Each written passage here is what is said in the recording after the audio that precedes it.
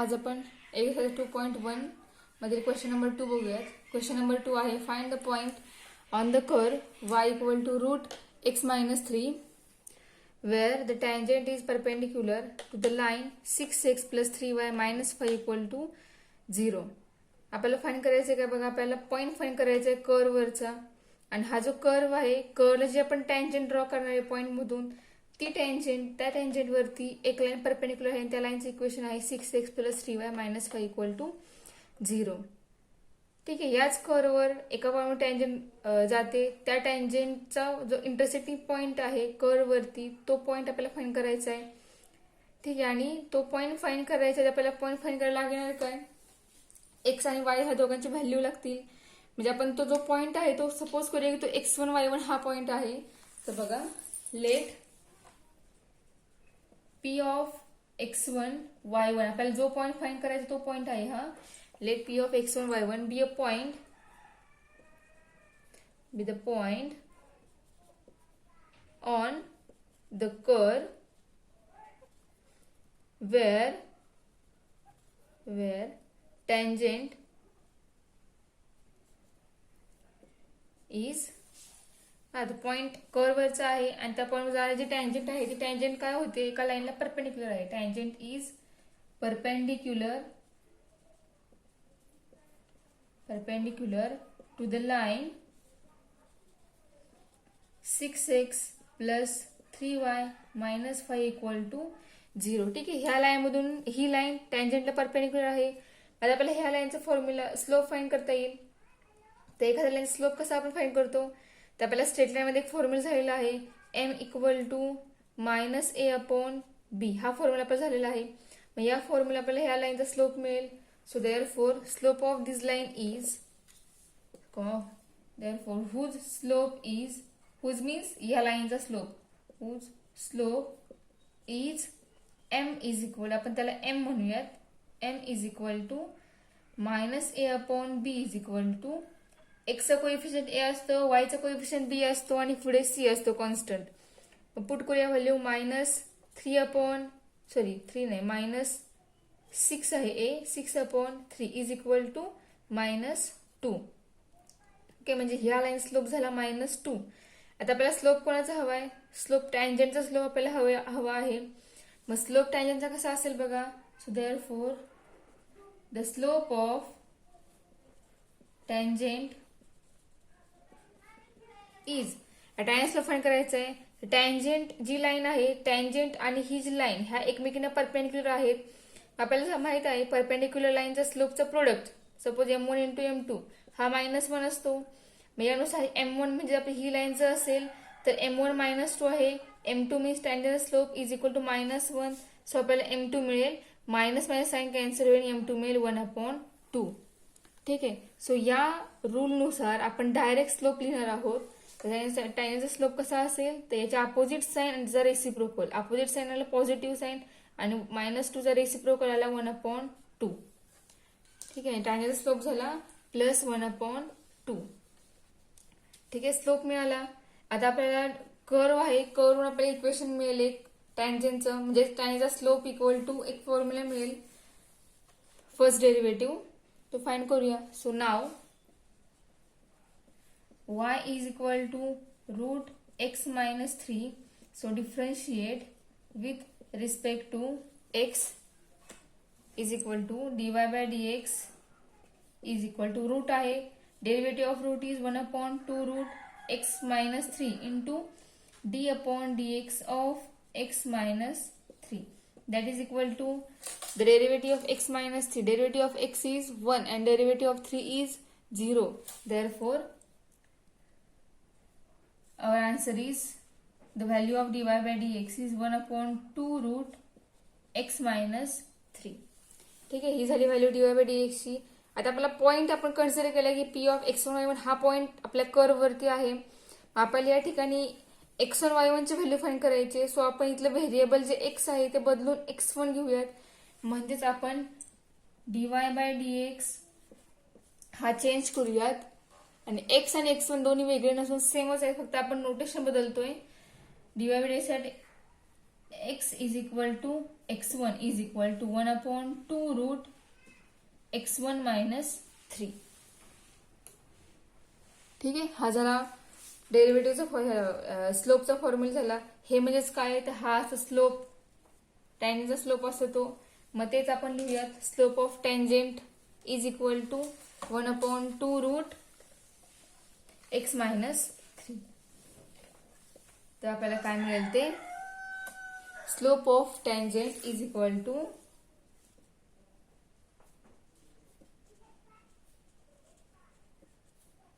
1/2 root x1 minus 3. जी first derivative असते तो स्लोप असतो टँजेंटचा, तर आपण डायरेक्ट dy/dx ला स्लोप ऑफ टँजेंट म्हणणार आहे. झाले आपल्याला slope of tangent is equal f dash of a, आपण फॉर्म्युला बघितलेला आहे, त्यानुसार आपल्याला एफ डॅश ऑफ ए ऐवजी आपण आपल्याला स्लोप ऑफ टँजेंटचं सेकंड नोटेशन लिहिलेलं आहे, is equal to 2 root x1 minus 3.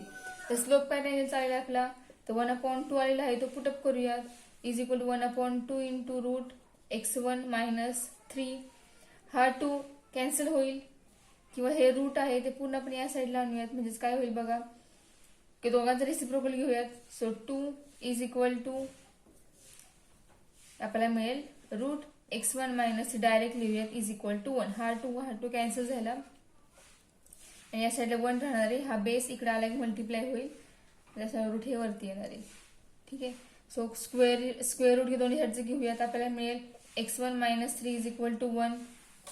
ठीक आहे, सो x1 मिळेल, 3 पलीकडे राईट हँड साईडला गेला, पॉझिटिव्ह होईल, x1 equal to 1 plus 3 is equal to 4. म्हणजे x1 ची व्हॅल्यू झाली 4. x1 मिळाला. आता आपल्याला y1 फाइंड करायचं आहे. सो कर वरून आपण y1 फाइंड करणार आहोत, कारण आपला पॉइंट हा कर वरती आहे. सो आपण करचं इक्वेशनच यूज करणार आहे, लाईनचं इक्वेशन यूज करणार नाही. So p of x1 y1 lies on the curve y is equal to root x minus 3. therefore तोच आपण जे कर्वचे इक्वेशन आहे तेच आपण y रूट x मायनस 3 आहे, तिथं y आणि x ऐवजी y1 आणि x1 लिहूयात, म्हणजे ते होईल y1 is equal to root x1 minus 3. ठीक आहे, y1 आपल्याला फाइंड करायचा आहे, तो y1 is equal to root x1 ची व्हॅल्यू आपल्याला इथे मिळालेली आहे. So 4 minus 3 is equal to 4 minus 3 येणार रूट 1 पॉझिटिव्ह 1. म्हणजेच स्क्वेअर रूट जर आपण घेतलं तर y1 मिळेल प्लस ऑर मायनस 1. म्हणजे 1चं स्क्वेअर रूट काय असतं, पॉझिटिव्ह 1चं प्लस मायनस 1 असतं. ठीक आहे, आपल्याला पॉइंट मिळाले कर्ववरचे. सो दस the point on the curve are 4,1 and 4,-1. हे दोन कर्ववरचे पॉइंट झाले.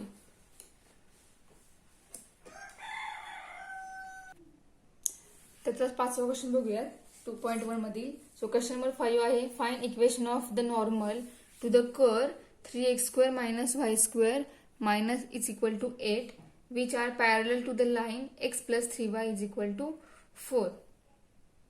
दिले काय बघा आपल्याला या ठिकाणी, तर आपल्याला इक्वेशन काढायचं नॉर्मलचं. नॉर्मल म्हणजेच आपल्या कर्व वरती टँजेंट वरती जी लाईन परपेंडिक्युलर असणार आहे त्या लाईनचं आपल्याला इक्वेशन फाइंड करायचंय.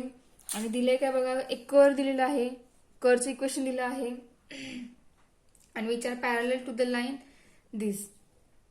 ठीक आहे, नॉर्मल जी आहे ती कर्वला परपेंडिक्युलर आहे, आणि त्याच नॉर्मलला वेगळी एक लाईन आहे ती पॅरलल आहे. मग त्या नॉर्मलचं इक्वेशन काय असेल, नॉर्मल म्हणजेच परपेंडिक्युलर लाईन, मग त्या लाईनचं इक्वेशन काय असेल तर ते आपल्याला फाइंड करायचंय. तर आपल्याला इक्वेशन, एखाद्या लाईनचं इक्वेशन फाइंड करायला लागतं, काय कोणत्या टर्म्स लागतात, तर आपल्याला स्लोप माहिती पाहिजे त्या लाईनचा. ठीक आहे, स्लोप अँड पॉइंट माहिती पाहिजे. कोणता पॉइंट, तर लाईनवर जो पॉइंट आहे तो पॉइंट माहिती पाहिजे. सो आपण स्लोप आणि पॉइंट जर माहित असेल त्या लाईनवर, ज्या आपल्या लाईनची इक्वेशन फाइंड करायचे त्या लाईनचा स्लोप आणि त्या लाईनवरचा पॉइंट, हे जर दोन पॉइंट आपल्याकडे असतील तर आपण स्लोप पॉइंट फॉर्म यूज करून कोणत्याही लाईनचं इक्वेशन फाइंड करू शकतो. ठीक आहे, तर आपल्याला या ठिकाणी नॉर्मलची कशी फाईंड करायचं आहे म्हणजे आपल्याला कोणत्या कोणत्या टर्म फाईंड करावे लागतील. तर आपल्याला नॉर्मलचा स्लोप फाईंड करावा लागेल सुरुवातीला. त्यानंतर नॉर्मलवर असणारा एक पॉईंट आहे तो पॉईंट फाईंड करावा लागेल. मग ह्या दोन व्हॅल्यू आपल्याला मिळाल्यानंतर आपण त्या नॉर्मलचं इक्वेशन फाईंड करणार आहे. ठीक आहे. सो आता स्टार्ट करूया आपले आन्सर फाईंड करायला. सो दिस इम्प्लाइज गिवन काय आहे ते लिहूया सुरुवातीला. गिवन आपल्याकडे कर दिलं आहे. सो गिवन कर is 3x² minus y² is equal to 8 which are parallel to the line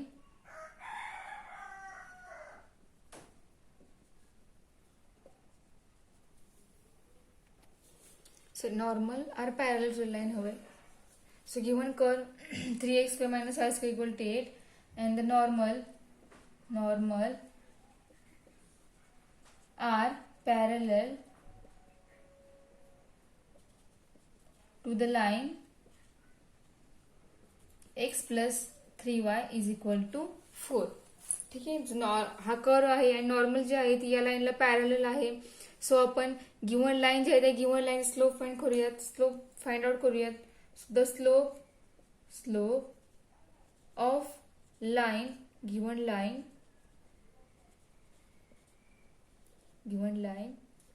line कोणती आहे तर x प्लस 3y 4 इकडे घेऊयात -4 होईल इज इक्वल टू 0 इज. आता या लाईन स्लोप काय असेल तर आपण काय करतो लाईन स्लोप कसा काढतो तर -a/b या रूल नुसार काढतो. तर यानुसार स्लोप काय येईल -a कोण आहे या ठिकाणी 1 आहे आणि b ची व्हॅल्यू 3 आहे. तर स्लोप येईल -1/3. हा झाला स्लोप गिव्हन लाईनचा. आणि ही जी गिव्हन लाईन आहे ती नॉर्मलला पॅरलल आहे. आपल्याकडे एक रूल झालेला आहे दोन लाईन जर पॅरलल असतील तर त्या दोन्ही लाईनचा स्लोप काय असतो इक्वल असतो. हे पॅरलल लाईनसाठी आहे. परपेंडिक्युलर लाईनसाठी कसं आहे त्यांच्या स्लोपचा प्रोडक्ट हा -1 असतो. हे परपेंडिक्युलर लाईनसाठी आहे. सो या दोन्ही लाईन पॅरलल आहेत त्यामुळे या दोन्ही लाईन स्लोप कसा असणार आहे इक्वल असणार आहे. So therefore slope of normal is -1/3. ठीक आहे. नॉर्मल स्लोप मिळाला तर आपल्याला पॉईंट फाइंड करायचा आहे नॉर्मलवरचा. सो आपण पॉईंट एक इन जनरल पॉईंट कन्सिडर करूया की तो कर्व वरती असेल. So let the point P of x1 y1 lies on the curve P of x1 with a point lies on the curve. So now curve कोणता आहे तो लिहूयात. कर्व आहे 3x² minus y² is equal to 8. ठीक आहे. आता आपल्याला derivative find out करायचे. So differentiate with respect to x. Derivative येणार 3 × x². डेरिव्हेटिव्ह येईल 6x minus derivative of y² 2y × dy/dx is equal derivative of 8 0. आपल्याला dy/dx ची व्हॅल्यू हवे. सो आपण बाकीचे टर्म्स राईट हँडला पाठवूया. So -2y × dy/dx is equal ही पॉझिटिव्ह आहे टर्म इकडे निगेटिव्ह होईल. मायनस मायनस इन कॉमन आहे ते कॅन्सल होईल. So dy/dx is equal to 6x/2y. 6/2y आहे 6 ला कॅन्सल होईल. सो dy/dx येणार बघा काय येईल 3x/y. ही आली dy/dx ची व्हॅल्यू. तर dy/dx म्हणजे आपल्याला काय असतो तर टॅन्जंटचा स्लोप असतो. ठीक आहे. तर आपण त्या ठिकाणी x आणि y जो आहे तो आपण x1 y1 मध्ये रिप्लेस करूयात. त्यानंतर आपण व्हॅल्यू फाइंड करूयात.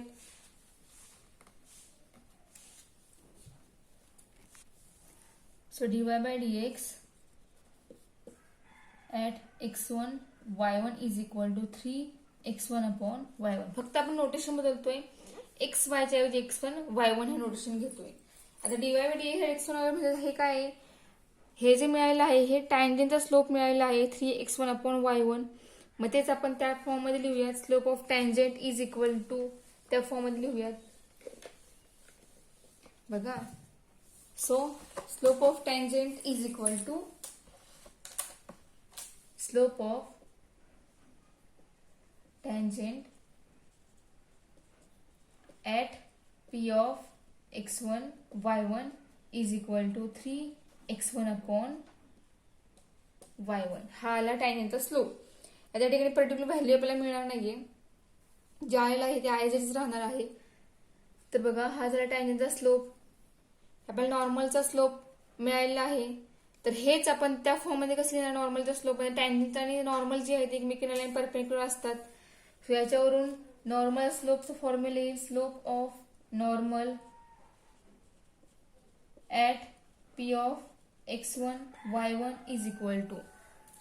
आता ह्या लाईन एकमेकांना परपेंडिक्युलर आहेत, म्हणजेच स्लोप कसा होतो? त्याचा रेसिप्रोकल होतो. तो रेसिप्रोकल आला y1 अपॉन 3x1 केला रेसिप्रोकल, आणि त्याला अपोजिट साईन. हे पॉझिटिव्ह आहे त्यामुळे साईन आला opposite.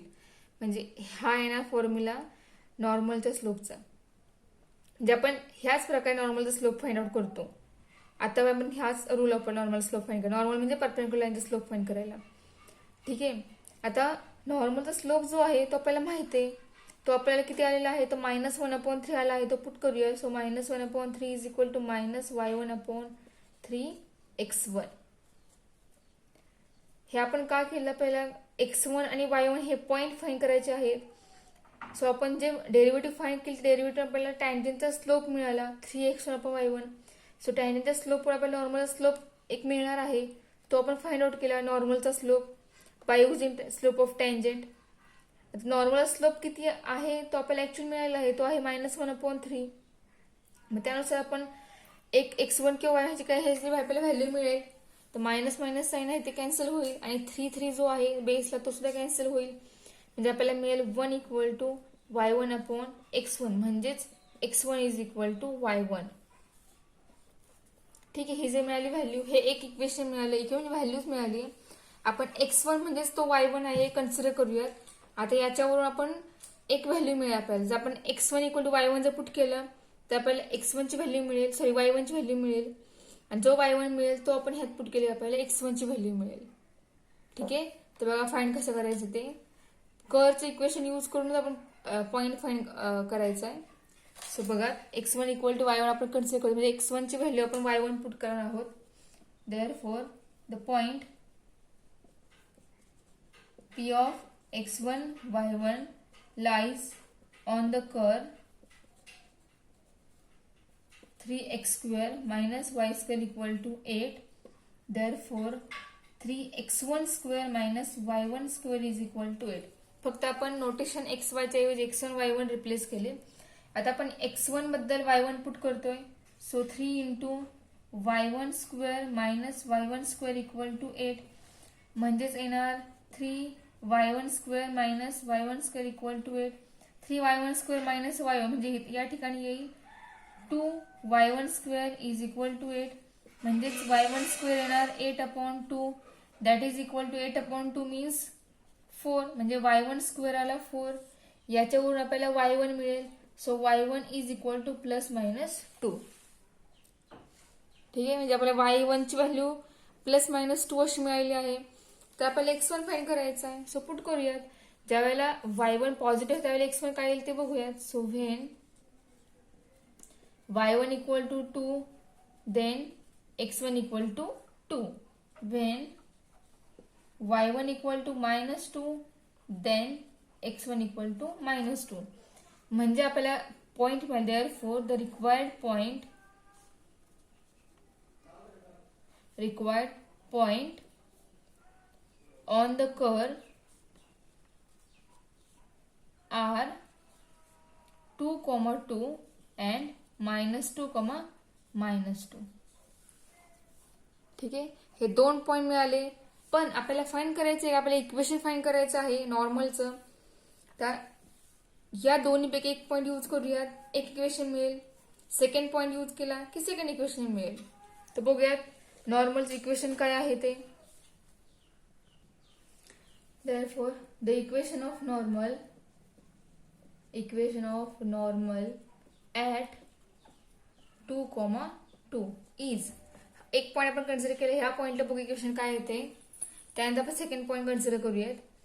At 2, 2 is y minus y1 means 2 is equal to slope. Slope काय आला नॉर्मलचा, तर -1/2 आला आहे, सॉरी -1/3 आलेला आहे, into bracket x minus x1 means 2. तर करूया फाईंड. हा 3 इकडे मल्टिप्लाय करूया. So 3 into y minus 2 is equal to -1 into x minus 2. 3y minus 3 into 2 6 is equal to -x plus 2. -1 multiply केला तेव्हा प्लस x निगेटिव्ह झाला आणि निगेटिव्ह 2 हा पॉझिटिव्ह झाला. सो आपल्याला x पॉझिटिव्ह हवाय, तर आपण या टर्म्स इकडे आणूयात लेफ्ट हँड साईडला. So x plus 3y minus 2 minus 6 equal to 0, म्हणजे equation are x plus 3y minus 8 equal to 0 is the equation of normal. ठीक आहे, एका पॉईंट 2,2 या पॉईंट्स आपल्याला हे इक्वेशन मिळालं नॉर्मलचं. सेकंड जो पॉईंट आहे -2, त्यासाठी बघूया इक्वेशन काय येते ते. So therefore the equation of normal at -2, -2 is y minus -2 is equal to -1/3 x minus -2. So हा 3 मल्टिप्लाय होईल. So 3 into bracket y -2 plus 2 is equal to -1 into bracket x plus 2. ठीक आहे, 3 आत multiply करूयात, -1 आत multiply करूयात, बघूया equation काय येते ते. 3y plus 3 into 2 6 is equal to -1 into x -2. या टर्म इकडे घेऊया, हे पॉझिटिव्ह होतील. सो x प्लस इथला 3y plus 2 plus 6 equal to 0. Therefore equation is x plus 3y plus 8 equal to, this is the equation of normal. ठीक आहे, आपल्याला हे 2 इक्वेशन मिळाली नॉर्मलची. हेच आपला आन्सर आहे एक्झाम्पलचा. सो आपण नेक्स्ट लेक्चर नेक्स्ट पॉइंट आहे तो बघूयात, नंतरच्या आपण एक्झाम्पल्स बघूयात.